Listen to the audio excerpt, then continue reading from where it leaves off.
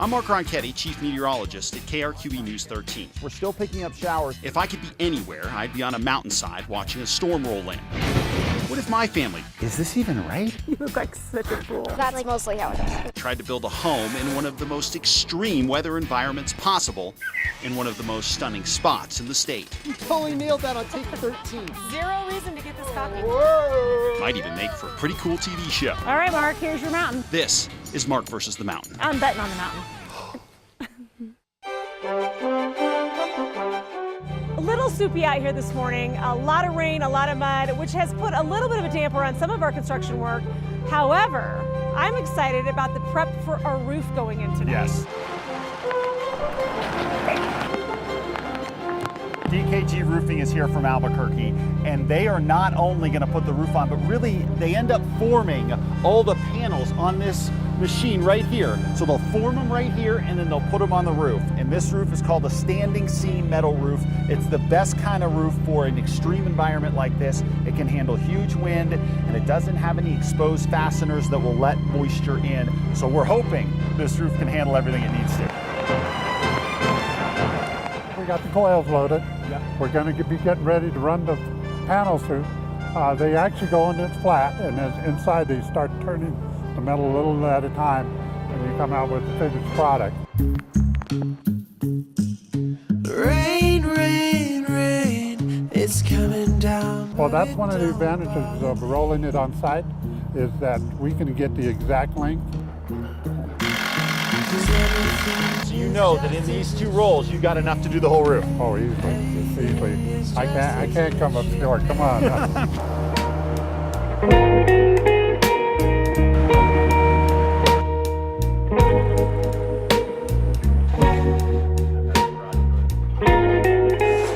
So big day for DKG. These guys are gonna be here for a few days, and we're gonna track them every step of the way.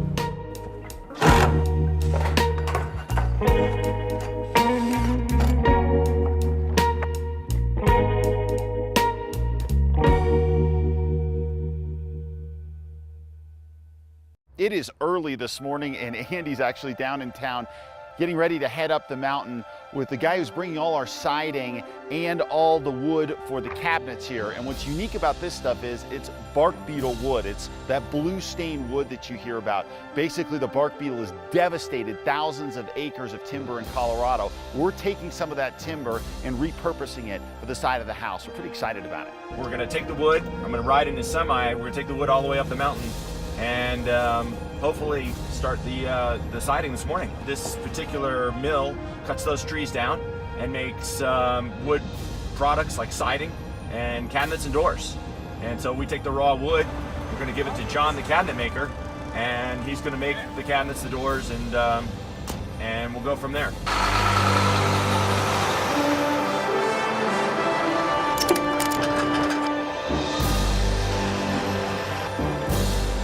Beetle-kill wood is really unique for a variety of reasons. First of all, the blue stain that you see here, that's actually a fungus that forms in the tree, and it doesn't allow the tree to fight off the bark beetle.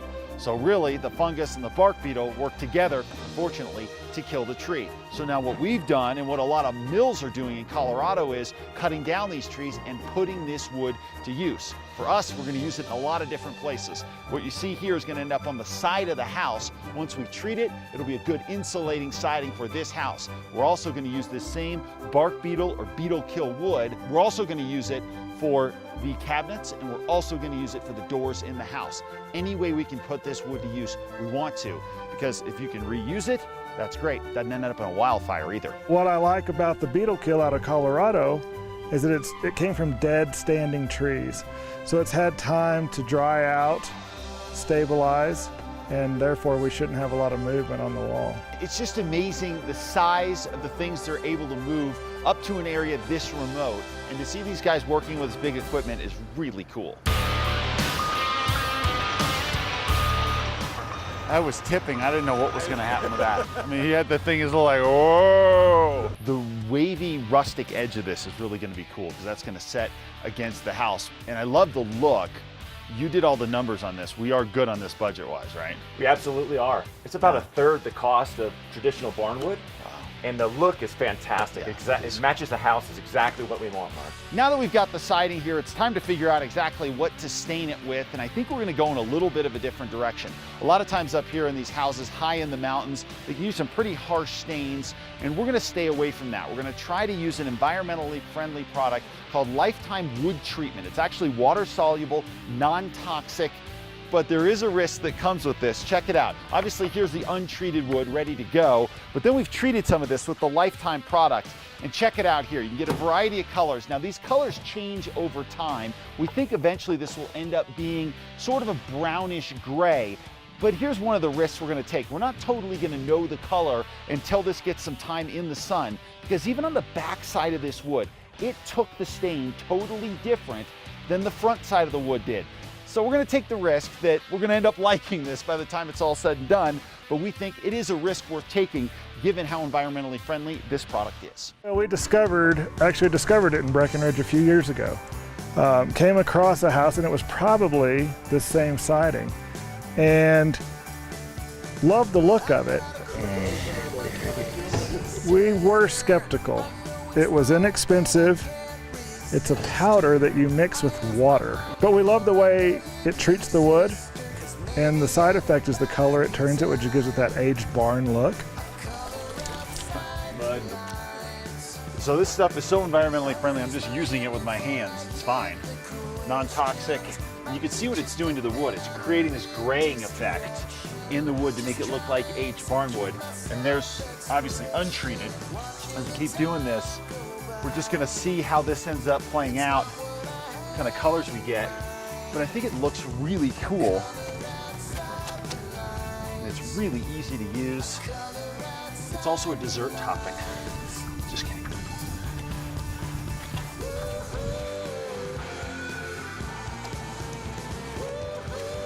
When you look at what you're mixing in, it performs some kind of chemical reaction with the wood that helps treat the wood, makes it more impervious to rot, but it'll still weather.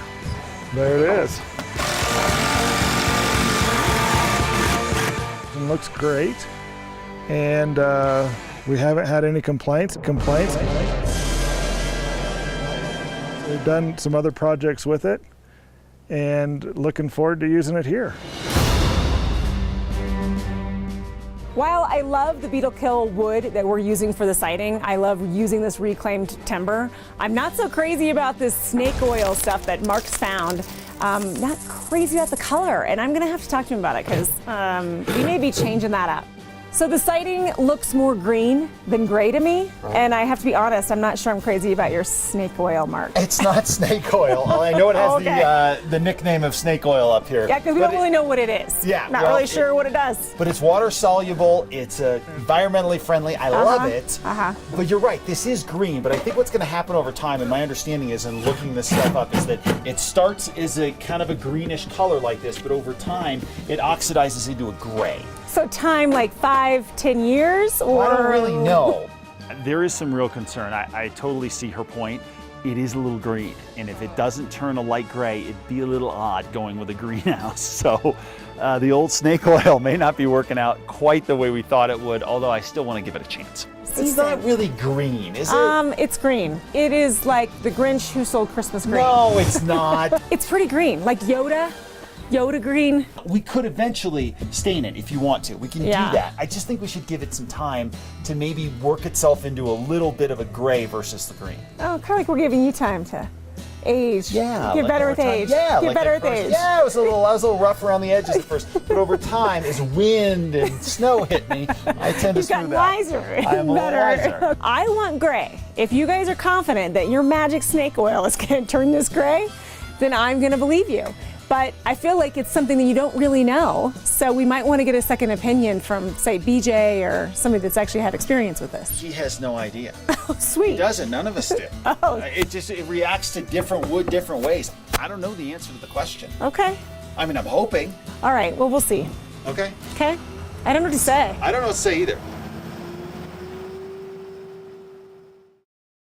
We're up up here this weekend to check on the house and see the progress we're making up there. And in the meantime, it's also Angel Fire Parade of Homes weekend. Great opportunity for us to get some design ideas since we're getting close to picking those things out, and just to kind of get a feel for some of the other homes that BJ has built as well. Yeah, he's got something like 9 of the homes in the Parade of Homes, so there's a lot to choose from. We're looking forward to kind of walking through them and seeing what's here and maybe stealing some of these things and sticking them in the house up at the top of the mountain. Yeah, I'm excited to see some of the different elements he's built. I really like what my hair's doing. I do too. It makes you look like you have a mustache, really, which is nice. Very it's like the guy from Monopoly that has that curly mustache. You should have one of those.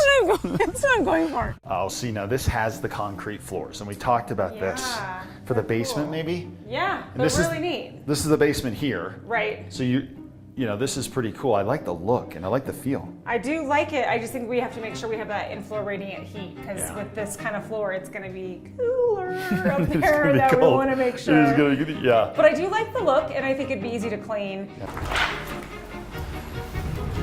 Ah, yes. So this is what I wanted you to see. Okay. See the synthetic decking? Yeah, I love it. Okay, at this elevation, with all the snow, temperature ranges, cold, just the beating that wood takes, it doesn't hold up nearly as well as this. So I definitely think we need to go synthetic on the decking. What do you think of this, the railing? I like the fact that we can see through it. I'm not a huge fan of the metal. I mean, it looks good for this house because this is a more modern house that we have, but. Right, so what if we, instead of this whole setup, we have wood here and we have wood across. So really what we're going for here is the cable, because you can see through the cable as you're sitting in the great room. I like that. I like the fact that it's not blocking your view. Look at these bunks. Again, him and his bunks, I just really like the style of them. So once again, BJ really delivers with the bunk rooms. I mean, if you look at this, the wood I really love. It's a reclaimed looking like wood, so he didn't use real reclaimed wood, so in case we can't find exactly what we want. Right. But to me, what stands out about this particular setup is that it's 4 double beds. That means that you have double the sleeping space of just twins, which I had not really thought of until we saw it,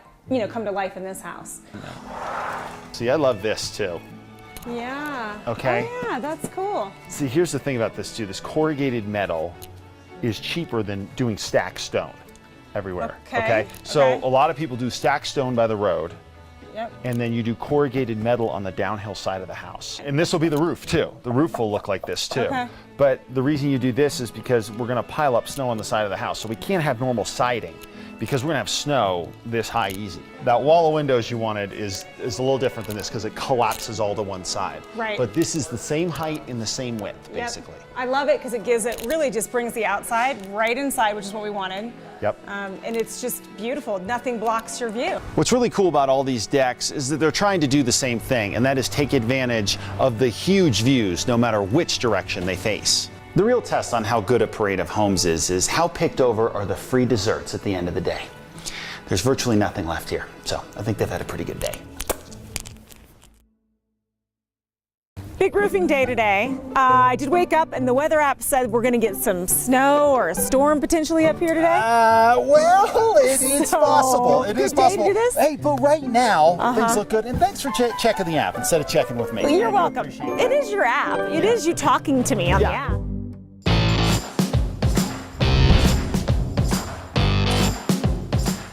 Things can get a little rough here a little bit later on, but for now it's good, and we've got DKG Roofing up here putting on what is a bomber roof. This roof is killer, a standing seam metal roof. I don't even know what that means, but I don't know what that means either. It sounds big. It is also going to take away from some of my internal budget, my interior decorating budget, but I hear it's money well spent because obviously your roof pretty important. Especially up here, and this roof is one of those roofs that once we put it on, we have zero to worry about. So we're excited to watch those guys get going today. That's right. Let's hope the weather holds up. We use a standing seam because there's almost no penetrations and there's almost no way for the water to get into the building, and that's the key. Most people like to put their money inside the house, and not on the roof, you know, out of sight, out of mind. Right. The key to any great house is a great roof.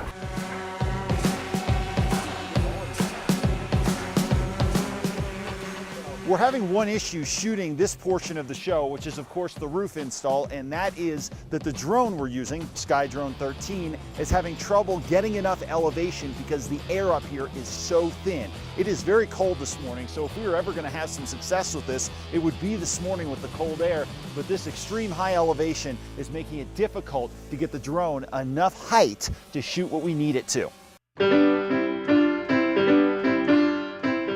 Here's the radar, and you can see this is Wheeler Peak, and over Wheeler Peak we have a thunderstorm right now, but it's not just packing rain, it's also packing snow, and it's headed directly in our direction here. So I think we've got thunder snow headed in our direction, and because of that, we're gonna have to pull the crews off the roof until this storm passes. You guys may want to come down, there's a pretty good storm coming in.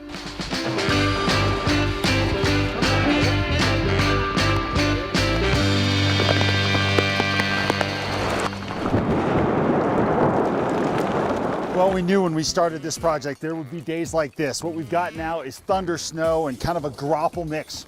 You're about to hear the thunder right there. This is an intense cell pushing right over us here. We've had to pull everybody off the roof, everybody off the project until this passes here. But at this elevation, at this time of year, in late September, I actually expected stuff like this, and well, we've got it today.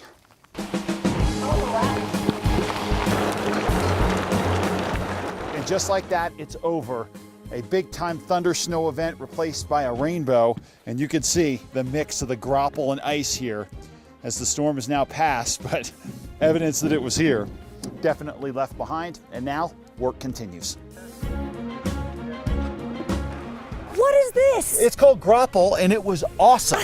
Was that storm not awesome? It was very cool. All right. But we're building a roof today, so Yes. no more of that. These are what they put on government buildings. These are what they put on state buildings where they know they're going to get performance. Plus, it was designed correctly to where there's not a lot of details that dormers, things like that, they're going to ice dam and cause problems over the long term. It just takes time to do it right. The devil is in the details, and the details are going to be right when we leave here. I believe that this roof is going to be great for the families who own this house 50 years from now.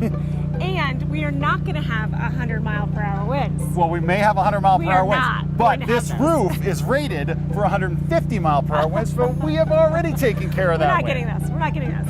But it will kind of complete this house once this roof is on. I feel like it kind of ties it all up. It's finally done. The standing seam metal roof is all set to go. DKG did an incredible job. And actually, check out the apex of the roof. You can already start to see the rust. That's exactly the look we're going for. So over the next few months, we anticipate this whole roof will give us that rusted look. No seams on this thing, and it can handle just about anything that this mountain will throw at it. Next time on Mark versus the Mountain. This thing is incredibly heavy. I think it could take 10 to 15 guys to get this in place. This thing almost snapped. I think it's critical in almost every environment. You got some points back.